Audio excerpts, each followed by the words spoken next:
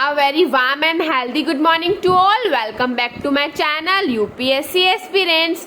आप सब कैसे हैं? आई होप आप सब अच्छे होंगे, प्रॉपरली नोट्स बना रहे होंगे एंड उनको टाइम टू टाइम रिवाइज भी कर रहे होंगे. सो लास्ट लेक्चर में हमने कंप्लीट कर दिया था पेंटिंग और उसी के साथ साथ क्या कंप्लीट होता है, हमारा विजुअल आर्ट कंप्लीट होता है. ये मैंने आपको स्टार्टिंग के लेक्चर्स में बताया था ना कि हमें दो आर्ट पढ़नी है, visual art and performing art.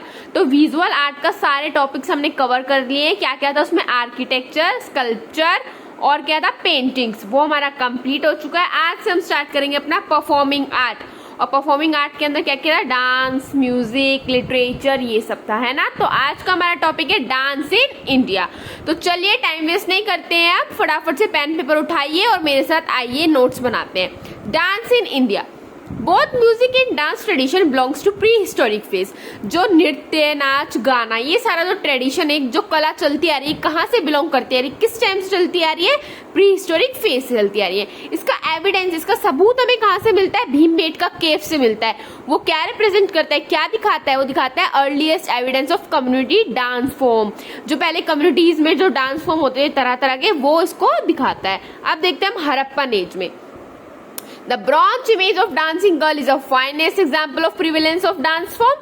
जो मैंने आपको उसमें डांसिंग गर्ल का एक जो मेटल का ब्रॉन्ज का जो स्ट्रक्चर बताया था आपको, वो उस टाइम पे मिलता है. उससे हमें क्या पता चलता है कि डांस तो कहीं ना कहीं था ही वहां पे, है ना. फिर आते हैं हम वैदिक एज में. वैदिक एज में देखिए, Samaveda is attributed to music और मेलोडी.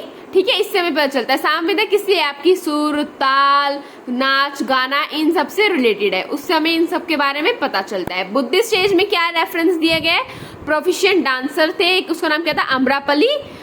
ठीक है, ये क्या होना है, नेम ऑफ डांसर, डांसर का नाम है, जो एक बहुत अच्छे जाने माने डांसर थे बुद्धिस्ट एज के अंदर, अम्रपाली. अब चोला एज में देखते हैं reference of devadasi system which are proficient in dancing. Devadasi system का रेफरेंस दिया गया, उसमें बताया गया, जो कि काफी कुशल निपुण थे किसमें, नाचने में. एंड रेसाइडेड इनसाइड टेम्पल्स, और कहाँ रहते थे, मंदिरों के अंदर रहते थे. और इसके अंदर हमने किसका स्कल्पचर देखा था, नटराज का. इसको मैंने आपको काफी डिटेल में पढ़ाया ना, नटराज का हमने देखा था. ठीक है, dance form in India are primarily associated with devotion and cultural tradition. Dance form में कैसे एट्रीब्यूट है, कैसे एसोसिएटेड है, कैसे लिंक है, वो लिंक है भावना से, भक्ति से, इमोशंस से, और जो भी हमारे कल्चरल ट्रेडिशन है उनसे. ठीक है, the dance form are trace to divine origin. ठीक है, अब आगे हम लिटरेरी सोर्स पढ़ेंगे. जो डांस फॉर्म है वो किससे ट्रेस किया हुआ है, डिवाइन ओरिजिन से. ठीक है, आई होप आपको ये दोनों पेज अच्छी तरह समझ में आएंगे. ये है आपका बेसिक इंट्रोडक्शन. अब देखिए, हम देखते हैं लिटरेरी सोर्स. हमें कैसे पता चला कि डांस का फॉर्म क्या था, कैसे था, कब अराइव हुआ, है ना. ये सब जो नाट्य शास्त्र है, नाट्य शास्त्र काफी इंपॉर्टेंट बुक है, क्वेश्चन आए हुए से. किसने लिखी थी, भारत मुनि ने लिखी थी. कब, पोस्ट मौर्यन पीरियड के अराउंड में इन्होंने लिखी थी. इन्होंने इसमें बताया गया है नाट्य शास्त्र में. जो आपकी अभिनय दर्पण है वो किसने लिखी थी, नंदी केशवराणा ने लिखी थी. किसने लिखी थी, नंदी केशवराणा ने लिखी थी. ठीक है, अब जो आपकी नाट्य शास्त्र है वो क्या दिखाती है, क्या डिस्क्राइब करती है, dance in formal senses and two words for dancing. उसमें दो वर्ड्स डांस के लिए यूज किए गए हैं, वो फॉर्मल सेंसेस को दर्शाती है, डिस्क्राइब करती है. कौन, नाट्य शास्त्र किसने लिखी थी, भारत मुनि ने. पहला आपका नृत्य, दूसरा आपका नृत्या. नृत्या और नृत्या, इसमें डिफरेंस देखिए. नृत्या ये प्योरली रिदमिक है. ठीक है, प्योर डांस फॉर्म है. इसमें क्या है, फाइनेंस ऑफ हैंड मूवमेंट है. ठीक है, काफी ज्यादा अच्छी तरह फाइन मूवमेंट में किसका मूवमेंट है, इसमें ज्यादा हैंड का, हाथों का मूवमेंट है. दिस इज कॉल्ड नृत्य.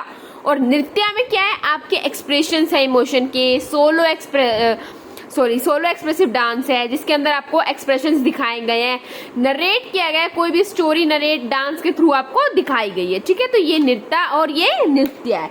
ठीक है, अब आता है हमारा एक नाट्य.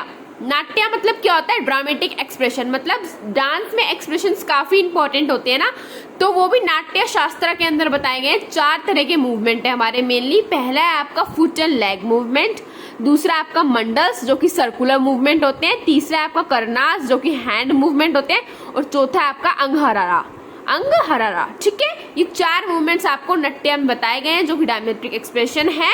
और किस बुक के अंदर लिखा हुआ है, नाट्य शास्त्र के अंदर. ठीक है, अब हम देखते हैं फॉर्म ऑफ डांस. डांस की कितनी फॉर्म है.